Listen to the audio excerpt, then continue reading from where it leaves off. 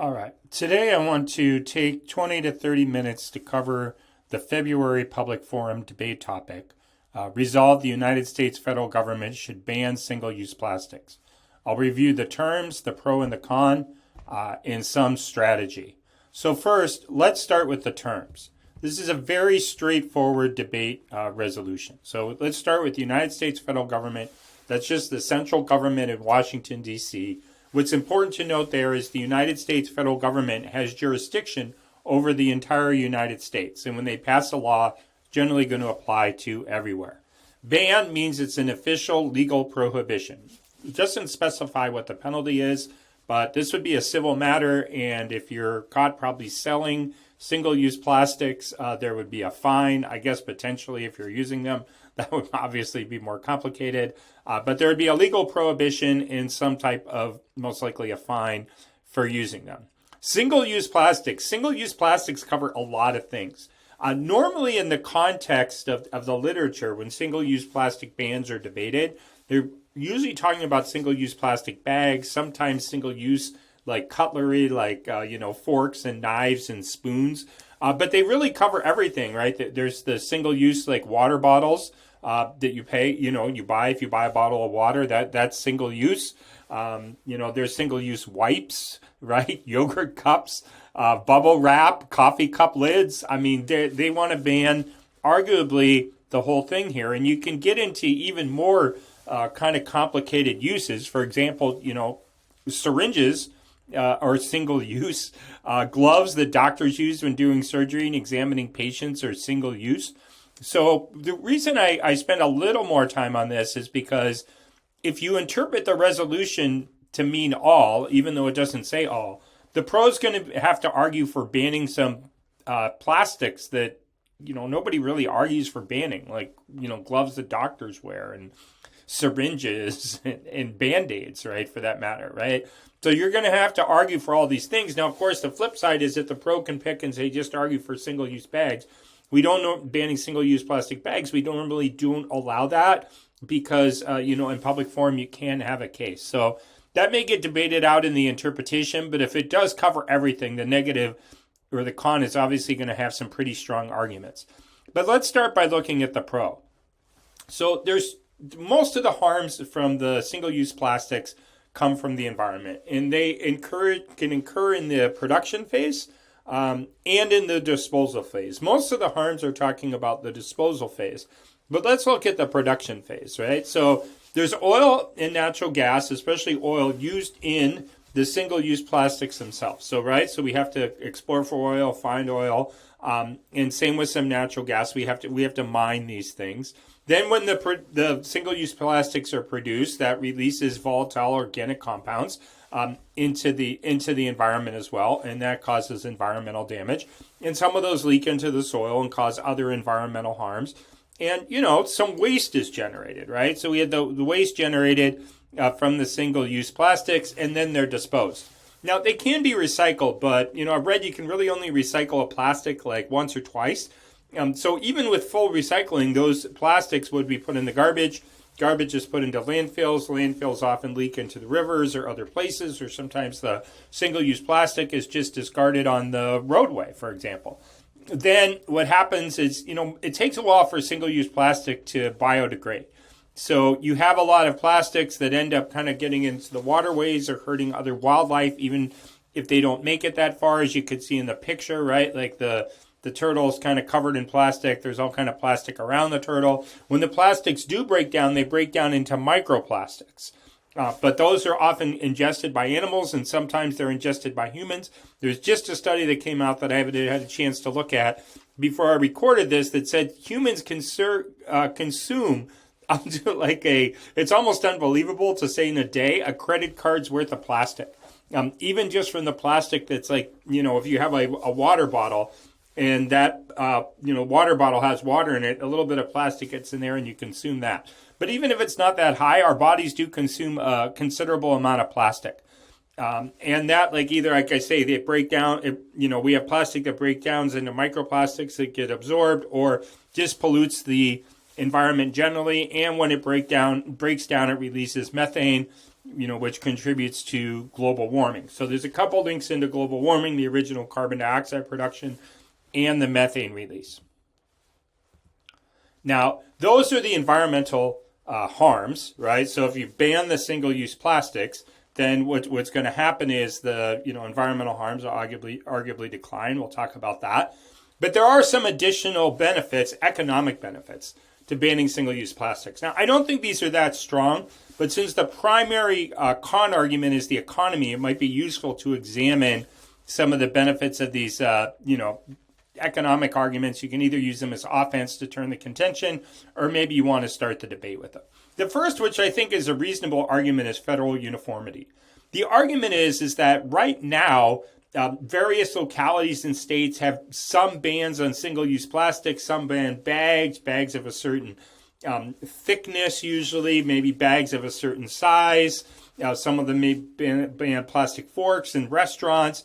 And there's a lot of inconsistency, which is in how these bans happen and how they're enforced, which makes it difficult for businesses to deal. And, one of the problems is maybe there's a locality that bans single-use plastic bags, so people just shop in the next locality that doesn't really solve the problem. It disadvantages the business in the first locality.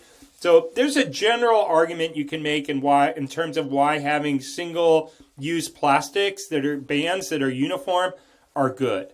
It could also lead to the development of alternative industries like cotton bags, paper bags, other forms of bags, other forms of carrying things. We'll talk about whether that's desirable, but that's certainly a start. You could talk about if we develop these industries, then we could have trade leadership internationally in terms of developing and exporting these products. And of course, maybe if there's just generally less pollution, we'll have nicer places to live, and maybe somehow that'll indirectly stimulate the economy. Again, I don't think these arguments are great compared to the con arguments, but they do give you some kind of offense or something to start with. There are some additional benefits you can talk about in terms of health, right? We could have a healthier environment. And of course, there's less human ingestion of these plastics, which are environmentally harmful. This could strengthen public health. And maybe we would just have safer food. Now, obviously, taking plastics out of the food industry might be hard, might result in more contamination and dirty rags and things like that, but it's something to think about.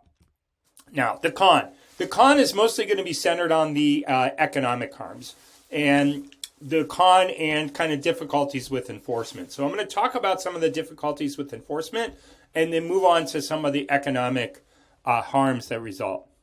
So what are some solvency problems? Well, generally, these plastic bans have been very difficult to enforce. Now, most of the arguments that say they fail are in the context of plastic bag bans only. Why? Because they usually ban a bag for as a certain size. So, for example, they'll say at the grocery store you can't have any more plastic grocery bags for takeout, but they don't ban you from buying trash bags, right? So maybe people even buy more trash bags. They often sometimes apply to stores that only have so many employees or a certain amount of revenue. So if you're a super small store, you can use a plastic bag. So a lot of the problems with the plastic bans are that they're difficult to enforce because they're very detailed and highly easy to circumvent by just making the bags a little bit bigger. If you were to ban all single-use plastics, that would probably be easier to enforce. Now, it could create other problems. You could still sell large trash bags, and maybe people would just use them.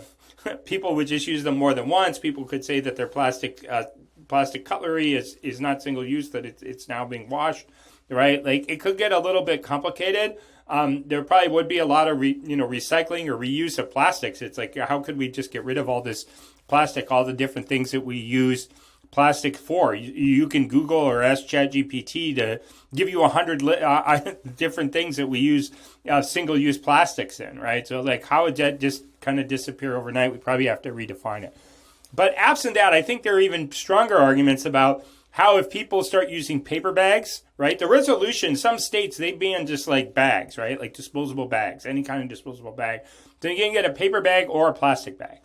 But if you can get a paper bag instead, it actually takes more energy to produce a paper bag than it does a plastic bag. And you have to do things like cut down forests because paper comes from trees, right? So there's going to, right? So that's going to create worse problems. Cotton, a lot of people shift to cotton bags. Well, basically it takes the same amount of environmental materials and energy. You have to produce at least 100 single-use plastic bags before you produce one cotton bag. Now, the idea is that people would use the cotton bags over and over again, but they don't. They generally find that people use these cotton bags, especially sometimes the cheaper ones you might buy at the grocery checkout counter, because you can't buy a plastic bag or a paper bag. You can't even pay for one or get one, so you don't have a bag, and you buy one of these other single-use cotton bags. Well, what happens is that you just take it home and then you end up throwing that away. It gets dirty or you lose it or whatever. Well, you actually have done more environmental damage than if they just would have given you 100 plastic bags. And this is actually a huge problem. And I think it's a pretty strong argument for the con, especially if they develop it out and they talk about all the environmental harms that stem from these types of bags. We could clearly have some health harms from no plastics, right, if we're not using syringes or those types of things. There's obviously lots of other ways that energy is produced for, right? Electricity, cars. That actually causes most carbon dioxide production, right? Moving over to the other side at the bottom, we can see that, there's single-use plastics. You can debate how much of the plastic that is. I've seen evidence that says single-use plastics actually account for half our plastics, but that includes things like all the medical uses, right? So if you're actually going to ban plastic on all those medical uses, and the pros can argue for that, okay, they can eliminate half of our plastics probably, but we'll probably have huge medical problems that result from that. And a lot of spilled coffee, right? You can't have a coffee lid. So, these things are going to get a little complicated, right? Plus, it's only in the United States. There's a lot of other countries, obviously, where plastic is used. So even if you ban half of the plastic that's used in the United States, you're going to end up with more plastic used abroad, and you could even have more consumption to jump back up to the top. Why? Because as the demand for plastic decreases, so does the price, right? Just basic law of supply and demand. And then you have a bunch of U.S. industries that sell different plastic products. What are they going to do? They're going to try to sell these overseas at lower prices, because now there's kind of basically a glut of plastic, and a lot of other people are going to start using the plastic. So, for example, I was in China when California instituted its plastic bag ban. And if you go to a coffee shop in China and you order a coffee so you can take it back to your office, what they do is they actually put the coffee in a plastic bag so you can carry it, right? It's a lot easier to carry in a plastic bag. And I was thinking, okay, well, it's great, California banned all these plastic bags, but they're everywhere in China. So, what difference does it make? Maybe they're even going to be able to have more of these. Some people, what they do, and I talked about the cotton bags and the paper bags, but right now a lot of people, what they do is they get the plastic bag from the grocery store, and they use this for their trash. Well, now maybe they'll buy a bigger trash bag, assuming that isn't banned as single use, but they might buy maybe they'll buy some other plastic items to put all their trash in. They're going to have to put their trash in something, and arguably that could use more energy and cause more environmental harm and take longer to degrade and have more of a degradatory effect, right, in the microplastics than other things. Sometimes consumers just get angry because of these environmental restrictions, and then maybe they just go dump something in the river because they're angry they couldn't get a plastic bag. And obviously, all these things are very difficult to enforce. Now, there are a couple of critiques, and in public forum debate, critiques aren't that popular, but they're becoming a little more popular. They're basically kind of philosophically oriented objections to what the affirmative is proposing. It's a kind of a very general description, but I think it serves our purpose. I put them here because I think they function a little bit more as solvency arguments, at least in public forum debate, combined with the disadvantages, which we'll talk about next. So, for example, the first one is coercion.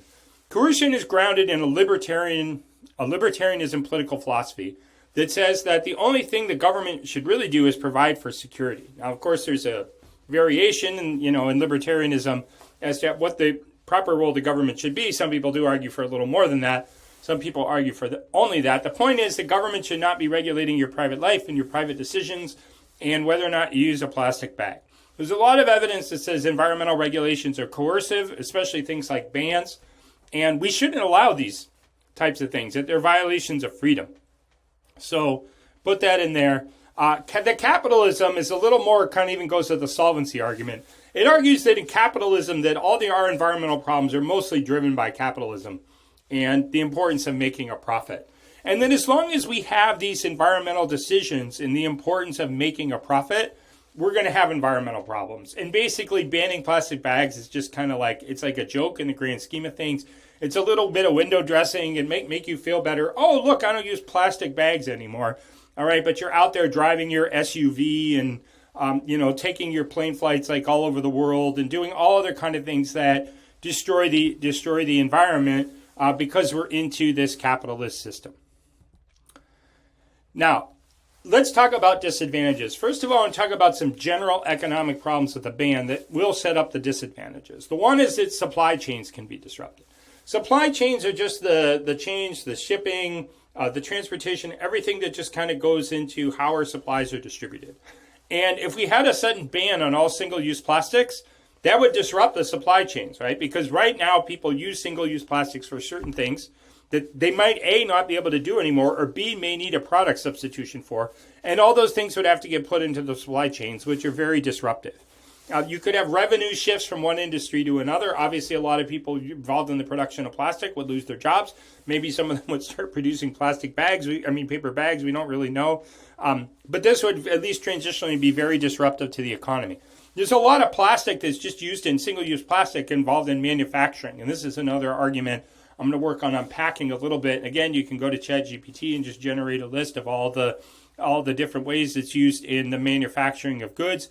This would under manufacturing, which threatens the economy. And it certainly threatened the consumer confidence, right? Like all of a sudden you couldn't buy in order to get a coffee, right? You couldn't get a lid on your coffee. You couldn't buy maybe saran wrap, right? That's something that's plastic. There has to be all these product substitutions. This is going to raise the cost, which is going to hurt the consumer, right? So the consumer is going to have to, some of these are like must-need items, right? Or kind of must-need. You think you need some coffee, or maybe you're addicted to it. A lot of people need saran wrap, or need cleaning supplies for your house. So you're going to have to pay more for these new products, right? And you're going to have a lot of uncertainty as a consumer, which is going to, lead to something we just debated about on the last topic, inflation, right? Like it would cost, like, the reason businesses use so much plastic, consumers use so much plastic, it's because it's cheap, right? When you go to a restaurant, a fast food restaurant, they give you plastic silverware because it's cheaper than washing all the silverware all the time. And maybe you walk away with some of it, right? And then lose. So if we have to substitute all these things, and maybe some, businesses don't exist, the price of goods is going to go up, and we're going to have more inflation, which, as we know, we've just debated this. This hurts the poor, it hurts the economy. It's certainly going to threaten business confidence, how much confidence businesses have in the economy. Single-use plastics are used in so many different ways, and now they wouldn't be able to use them anymore. And they'd also probably just think the government's lost its mind a little bit just to come out and announce that you can't use any more single-use plastics anywhere. They'd probably be like, oh my gosh, what kind of regulations are coming next? Are we not going to allow to use oil in cars? Or are we going to have caps on energy production? Who knows, right? So they're not just going to look at this one environmental regulation and think that it's bad. They're going to fear other environmental regulations that are coming. They'll cut back their investments. They'll start saving money. And then you get very nervous about the state of the economy and just the state of government generally. The politics disadvantage argues that if the president uses his influence to get this type of legislation passed, right? This is not something the president could do on his own. Congress would have to pass it. Usually when legislation passes is because the president pushes it. It would obviously be something more likely initiated by the Democrats. I doubt anybody would really initiate this, but if somebody did, it would probably be more likely to be the Democrats. This would alienate the Republicans. A popular argument may be that if this happens, then, the Republicans won't support Biden on Ukraine aid or some other policy that he wants. It's just a traditional politics argument. There's an elections argument. I think it's actually reasonable. It might be hard to find some specific evidence, but I think if you had some evidence about general, very strong environmental regulations are unpopular, people would obviously be furious if the government just banned all single-use plastics, right? And then you think about your swing states like Pennsylvania, Michigan, right? Alabama, Georgia, not Alabama. Alabama's not a swing state. Georgia's a swing state. All right, maybe Arizona. Those voters would be furious with the federal government, and they would, they might vote for Trump. It appears that he's going to be the nominee, so that's your elections link. I think they're reasonable enforcement trade-off arguments. This would probably be environmental policy, I assume, so it's going to have to be enforced by people who enforce environmental laws. When they enforce this law, they're not going to be as available to enforce other environmental laws. If the government just hires a bunch of single-use plastic enforcers, then that's going to obviously raise their costs, and you can debate that out. But I think the enforcement trade-off argument is actually really helpful to the con because it's going to be able to turn the pros environment argument, right? Single-use plastic probably does like hurt the environment. At some level, that's not that contestable. You can test about how big of an impact it is, but it is going to have an impact on the environment. So, but there may be other things that impact the environment more, right? Like, polluting polluting factories, waste disposal, like all those types of things. And if the investigators start investigating single-use plastic use and they don't investigate those other things and enforce the laws against that, we could end up with some more environmental damages.